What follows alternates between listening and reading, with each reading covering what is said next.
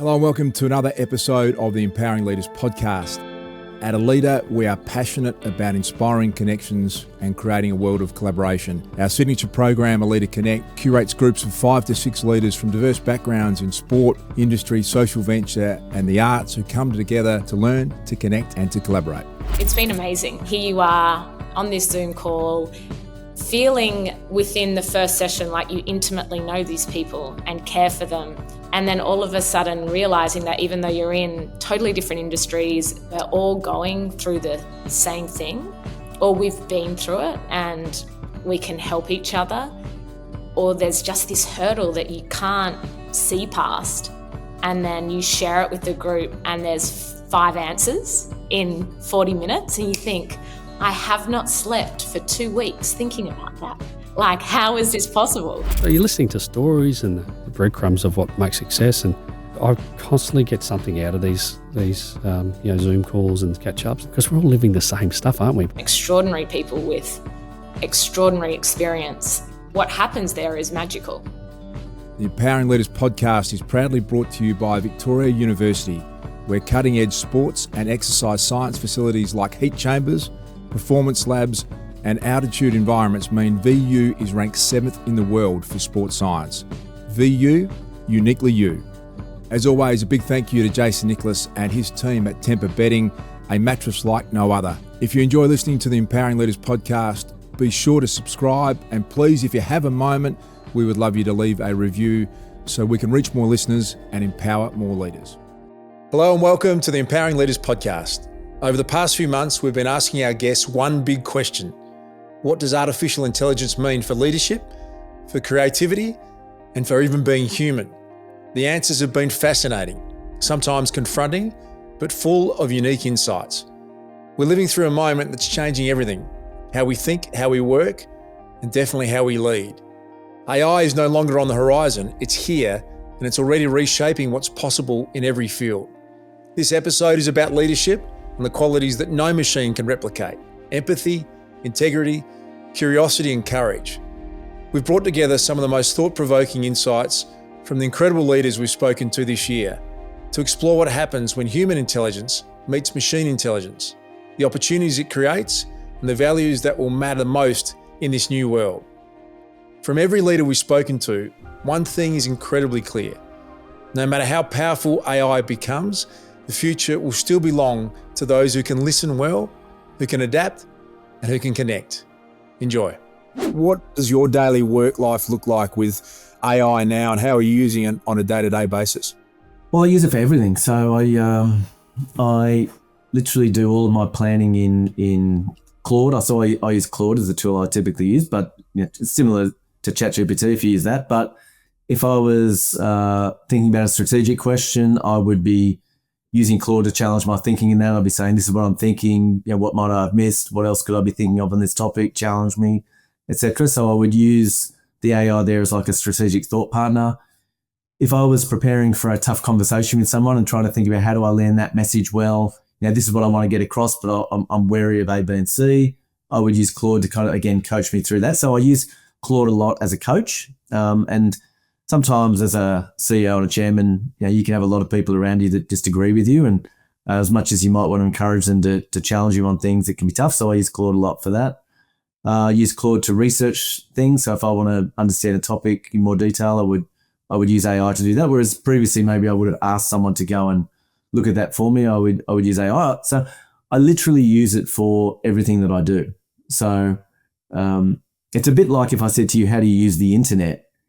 You probably think, oh, what do you mean? I use it for everything. I can't remember. It's not like I use it for one thing. And it's a bit like that with AI for me and for, certainly now a lot of people at Quantium and at the Bulldogs as well. You've shared some stories before about examples of how it's benefited your team and your colleagues.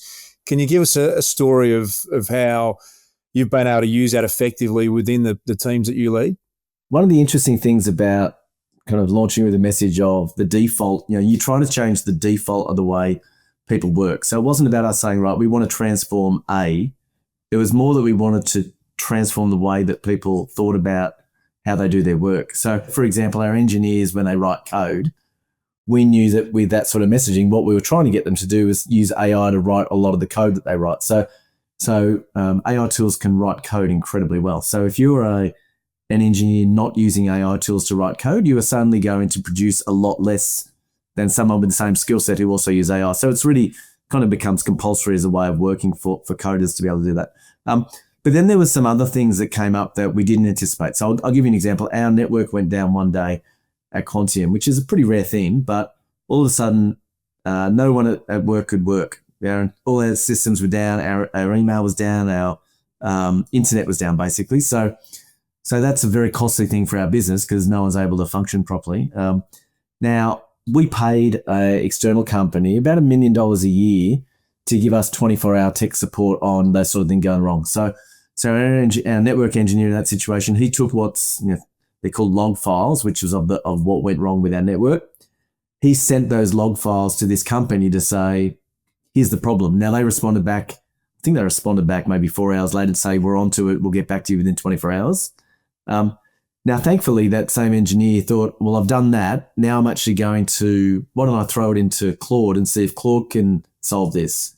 Now, I should say, I've gone and looked at the log files after this. These log files aren't things that human beings can read. They're in like computer gibberish. There's like something like 200 pages of computer gibberish to read, but AI could read it, and AI basically immediately said, try this patch. Our network engineer did that, and we had our network back up and running within half an hour. And 24 hours later, the company that we paid $1 million a year for that service got back to us with pretty much the same patch. So it was just a real example for me of thinking, well, at the time of saying I want everyone to default AI, I never would have dreamt of that use case. But in that moment, it was really, really valuable. And obviously going forward, it makes us think about, well, what do we want our support to look like going forward in that area? Do we need to spend $1 million a year on that service anymore? Or is this the right way for us to solve things in the future? We know already from ChatGPT's put it front of mind for all of us. Everyone's probably had a play at least with that and come back with these things that blow you away and how quickly the language and how good the language is. But as you say, potentially the human part's going to be more important, isn't it? How do you show up with empathy? How do you ask the right questions? How do you interact with other humans? Do you think it almost amplifies those ancient skills? I hear you talk about ancient skills a lot, ancient wisdom. Is that almost more important now in this new world of AI? We talked about this human-machine paradox. We could see the technology racing, and I was privy to some of the government stuff here where they're working on some really bleeding-edge tech. And you could see that everybody could get their heads around it. There's a plan, there's a technology, there's a faster chip, a faster GPU, whatever it may be, a bigger computer. But it was very clear that the human sort of plan for the human wasn't quite as considered in that equation as equally. And so we called it the human-machine paradox, with this evolution of the machine to this, let's go to artificial superintelligence, like a way of thinking and comprehension that's beyond our current world of thinking. Then what's the humans? What's the opportunity for the paradox is with this massive tech is we can double down on those things that make us truly human, which is kind of where we started. Is you think about courage, empathy, compassion, creativity, imagineering, wisdom. Those are the things that the machine, at this point in time, is not as well designed to move through. And so bringing those skills to the forefront is all we focus on in our high-performance training now. For our highest teams, our biggest, most highest-performing communities, it's literally, look, the machine's got you on everything else. Let's focus on being humans and more humans, like a better coach. Knowledge for all intents and purposes as a commodity is going to be worthless in the next few years. Like it's going to have a value proposition trending to zero because it's everywhere. Everybody's got the smartest machine in the world in their fingers or their fingertips. The paradox is it allows us to develop our skills that were probably in some ways less refined in the last couple of hundred years because we've been so focused on the other side of the equation. I think the bigger question on the table, it's not about does AI take my job or work, or how does it make my life easier? It fundamentally challenges our purpose. It's if knowledge is no longer a differentiator in the equation, humans value a lot of the idea of relevance based on what they know or who they are. And if it does surpass us in sort of creation and intuition and logic, you've got to start to confront a world where our reason for being is no longer self-evident. You start to hit this space where, what am I doing here? And I think this is really, meaning and purpose is foundational to those ancient sort of communities and ways of being. I think really is the bigger threat that I see coming down the pipeline. I can't remember who it was. It was recently I was listening to some real genius in this space, not me. They basically were saying in this future, your choices are, do we end up being just pets? Are we just this, everything's being done, everything's being solved, all the questions and answers. So you end up being like a lab. You run outside every day and you're happy, you just run around playing in the yard.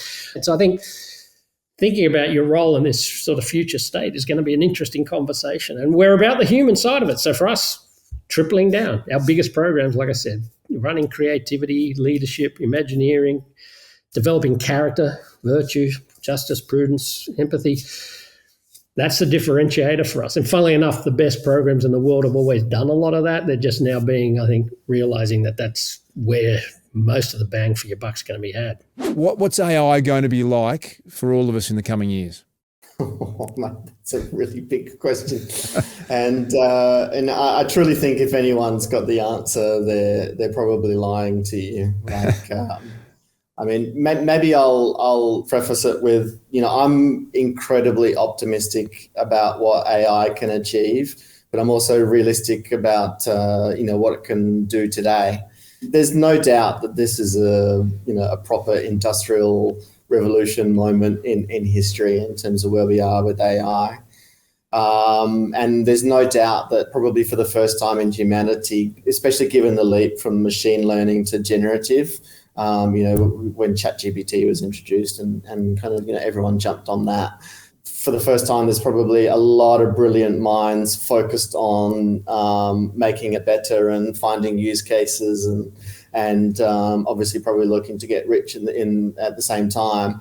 Yeah, what does the future look like for AI? I mean, no doubt it's going to have an impact on the workforce. We're already seeing it. I probably spend at least 30 hours a week talking about AI to clients. And I don't go into one phone call where, with a potential client or an existing client where AI is not mentioned now. I think across every single realm, from sport to creative, to business, to finance, to health, to education, I think there's just a wonderful opportunity to enrich the lives if we use it in the right way. But then also it's scary because it's a bit of a out of control bucking bronco that if we don't approach it in the right way could be potentially harmful towards towards humans. And so yeah, I think we need to approach it with, some care and some thought and thinking about, how we use it to enrich the lives. Having this untapped, limitless knowledge is a very powerful tool. And we just need to make sure that we apply it in the right way. But I am incredibly excited about it. Obviously, I've built a business around it. I love right now being able to find kind of, today, what are the practical applications of it, and especially in the field of work that I've kind of, that I've focused on in law. We all are born different. As we grow, the experiences we have develop into outlooks uniquely our own, charting our life's course. No one sees an idea, opinion, or opportunity like you. And no one sees you like VU. Victoria University. Uniquely you. At Aleda, our signature program, Aleda Connect, is something we're really passionate and proud of. We bring together groups of 5 to 6 people around the globe from diverse backgrounds, sport, industry, social venture and the arts. We come together to learn, to connect and to collaborate. The thing that I've loved about it is not just the meetings that we have with our group, it's the thinking that you do for days and days afterwards. Someone says something and it sparks a thought, and I found that I would go back and look at things that I was doing in a different light. Within my sport and within women's sport, I'm just someone who I try to lead by keeping people talking about the issues. There's times when I think the person I'm trying to convince is not listening to me. It actually got me thinking about, okay, this is how I need to address my communication with them. So it was so valuable, and the little group that we've got is great, and I'm really looking forward to sort of continuing to connect with them into the future because we're all so very different. I can't tell you how much I enjoyed it. So when you think about the next generation growing up with AI in every part of their life, can I ask you what gives you the most hope and what is your biggest concern? Well, what gives me the most hope when I think about the next generation with AI is that they will be able to very quickly experiment and tinker and be creative. Because a lot of people end up thinking, I was in a conference once and I asked people, how many of you think that your job involves creativity? And very few raised their hands. And yet creativity is the soul of a human being. We love it. We thrive on it. And as kids, we are that in kindergarten. So it will allow us to be creative because tech will help us prototype our ideas. And that will be very exciting. I think it will be a thought partner for us. What I don't like is when we become very dependent on it. I mean, you don't want to become too dependent on a man or a woman either, right? Or a job or anything. You want to be confident in yourself. So it's not about getting dependent on it in terms of we're getting cognitive decline. People talk about that as well. There's some truth to that. I mean emotionally dependent on it, which is a danger. And so I think there are two things that are important for children. One is that we should allow them to use it, but then there should be periods in the classroom where they don't use it at all. Either we're talking to them, and that's how we're having a Socratic dialogue, or we are making them take tests without it. And then the second thing we should do is we should trick them. Not in a bad way, but we should have the AI say the wrong things. And for them to critically fix it so that they trust their intuition more, right? Because if we have it doesn't sound right. But recent research has shown that if the AI keeps telling you something, literally it came out in Nature magazine, like I think a few weeks ago, we'll start to override our own instincts and believe the AI. So I want that muscle to still be there in the kids. And the third thing is AI fasting, which I recommend for adults and which I have to do myself, even though I recommend it to everybody, but I'm starting this weekend. What are the core skills people are going to need to be fit for this fast changing future? Yeah, so one of the skills is, around artificial intelligence and AI literacy. So there was a study by Microsoft that came out at the end of last year, and that showed that over 70% of hiring managers, like recruiters, said that they would rather hire someone who was less qualified and less experienced, but knows how to use AI, over someone more qualified, more experienced, but doesn't know how to use it. So AI literacy is huge, particularly as you get more senior or more tenured in an organization. We often think that we're protected from some of that disruption, but we're definitely not. So even in China, there's a listed company over there, and they recently appointed an AI CEO, and that company has been outperforming the market since the AI CEO stepped in the shoes. So when you say an AI CEO, an actual bot as the CEO, not an AI proficient CEO. Yeah, it's a bot. Yeah, an algorithm. Extraordinary. Yeah. And so you've kind of got sort of this need to build our AI skills on the one hand. On the other hand, is all the skills then that make us uniquely human. And what I say, the skills that help us complement and not compete with AI. So all of those skills are around empathy and emotional intelligence and teamwork and problem solving. Also the stuff that you can't just necessarily go away and do a half-day course on and then be like, I'm now, certified in emotional intelligence. It takes time. And so they're sort of your two buckets. And so being future fit, going back to your original question, is thinking about what are the skills that are going to help you navigate disruption, help you adapt, and help you stay ahead of the curve. So it's becoming less and less about the technical stuff because that's changing so quickly, and AI and technology is taking on more of that. it's becoming more and more, as I said, AI literacy and human skills. Brad, I've got to ask you about AI. It's something we all, I think, around the world are thinking about every day with the advent of ChatGPT. What does 2050 look like in 20 or 30 years? Do we all have our own AI bot that talks like us? Do we driverless cars everywhere around the world? Can you give a bit of a window into the future for AI in your mind? You know, if we don't have the Terminator scenario where the machines wipe us out. Is that a possibility? Oh, I mean, for sure, it's a possibility. We could be living in a simulation right now, which is the result of, us getting so advanced that, we came back as simulations. I mean, Elon Musk also said we're a chance to be reduced to the equivalent of a domestic cat if we're not careful with AI. Yes. So I worry, when I grew up, you had to cite everything you put in any sort of paper. And back then, the only thing to cite was Encyclopedia Britannica, right? And every couple of wealthy kids, upper class families would have them, or you had to go to the library, right? And that was how you cited everything, because there was no internet and you couldn't just Google anything. Then we got Google, and I was a Gen 1 searcher. I wrote 3 patents in the search space.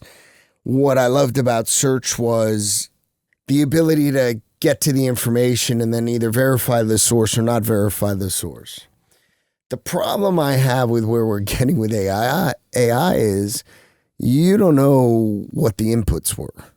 You might think you know the inputs, but you don't know the inputs, and you don't know how those inputs are biasing the system. And, if it was all coded by a bunch of white people, does it have a different bias than if it was coded by a bunch of Indian people? Or, what? I really think that's the level of detail that we're getting down to. And so the first thing I worry about is like history, right? History's always been a challenge because, history's written by the conquerors, right? So there's no accurate story about a loser in war ever, right? Because they get wiped out. But what happens when now AI is interpreting a bunch of stuff to give you the answer? How do you know what true history is? These are the types of things that AI is going to change. So where are we in 50 years? We probably need to figure out what we do with people if they don't work. So I worry that you're going to have to reinvent kind of this system, whether that's your own version of socialism or, it's already going on anyway, right? Like the wealthier nations try to do the best to support, but in the United States, I think 45% of the families are below the poverty line. And so as much as people don't want to pay the higher taxes and they don't want to do the food stamps and they don't want to support those programs, if you don't support those programs, those people don't eat. And you know what happens when people don't eat? They literally come after you. They like physically get violent. So I just think we're in a spot where, in 2050, autonomy and science is going to allow us to live into we're 150 years. But we have to figure out how to live together and share the resources in a way where the current system of economics covers it. I had a great conversation recently in this format with Dr. Peter Ray, who's spoken a lot about better humans, better performance, and trying to teach kids the classic virtues and the classic values of compassion and empathy and temperance and hope and wisdom. You're doing a similar thing, it feels, with what seems obvious, but it's not, is it? The understanding of how to listen properly, the power of our words, how we speak, the power of our voice.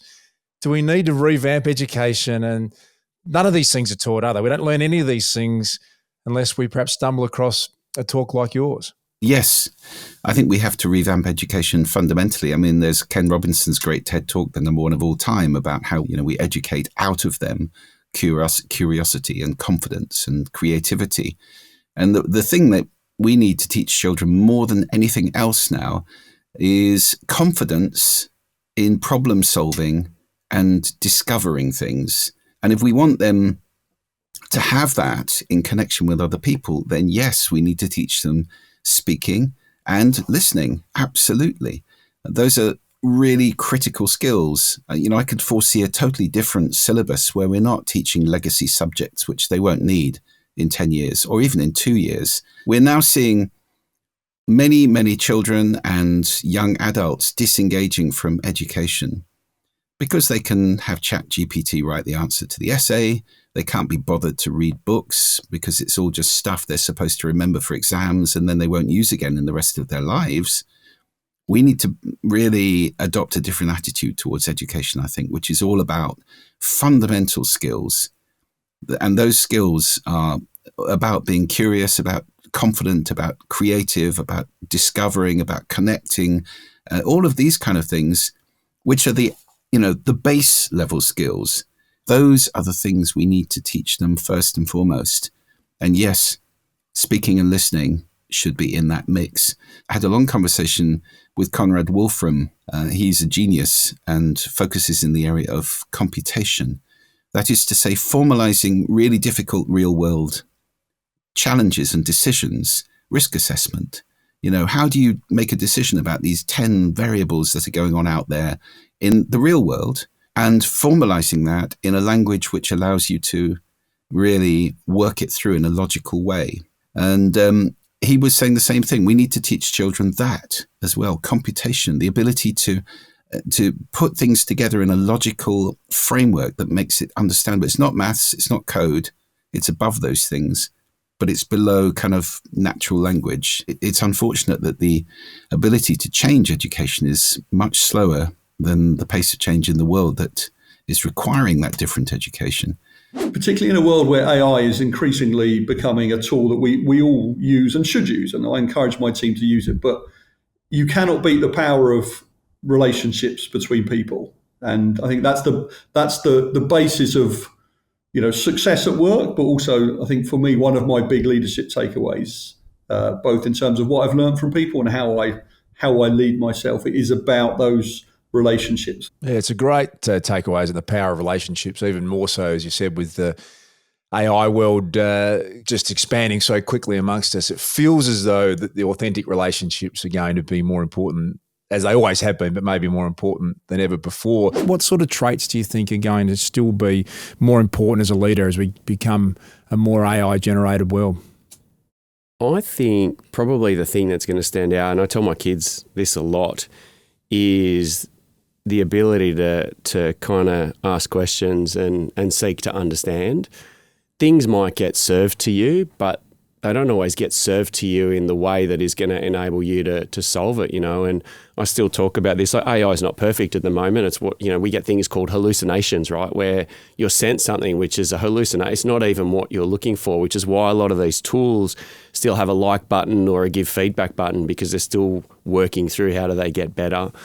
So for me, I think the ability to sift through data and information and ask the right questions, which may look at things from a different angle, is going to be critical, because you don't always get served data up. I mean, whether it's Google or whether it's another company, there's reams of data. There's more data than we can consume. And the machine can't often spit it out in the way you want to. So I think first number is questioning and understanding that. The second part, which I think people need to learn, and this is what I talk a lot about, is understanding how to prompt.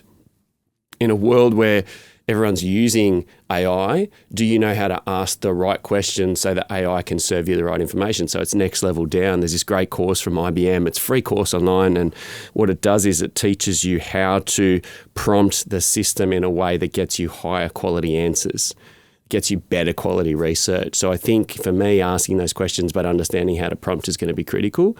I think in the business world, Luke, it's collaboration. Everyone is siloed. And no matter when I was in Google or when I was working with customers and clients outside, the biggest challenges that I got asked is, how do you deal with silos? And the way you're dealing with silos is actually think about, how do you bring people together? How do you think about the strengths of all these organisations, and how do you build a collective goal to get people towards something versus necessarily trying to break stuff? What are we trying to do? How do we bring people together and almost let them help us solve how we need to structure to move forward? Collaboration is going to be critical. I'd say the third one would probably be just looking around corners. How do you kind of see the forest through the trees and be that person who's looking around corners? Because you and I could launch a business tomorrow and we could reach the world, not just Melbourne or not just a city within Melbourne. We could be reaching the world in a day. And so this ability for people to compete or come at a business or challenge you is so high. So how do you think ahead? And I think looking around corners, thinking about things from different angles, bringing in different perspectives so that you can look ahead and make sure that your business, you can't be future-proof forever, but constantly thinking that if you constantly think that competition's going to come, you need to be prepared for that. You need to be looking around those corners. Are you an AI optimist or are you concerned? There's some doomsday theories out there. Does that worry you or do you just see all good? I think the big takeaway for me, which I try to talk to people about, is instead of being a passenger, how do you become a part of it? And for me, I think it's really critical to be thinking about what's the role that you can play in shaping how your kids become a part of it, how you become a part of it, things like the ethics. What are going to be the ethics of AI? Things like how are you going to embrace it to help you do things better? How do we leverage these tools and tasks to free up time so we can focus on more value-added activities and do deeper work?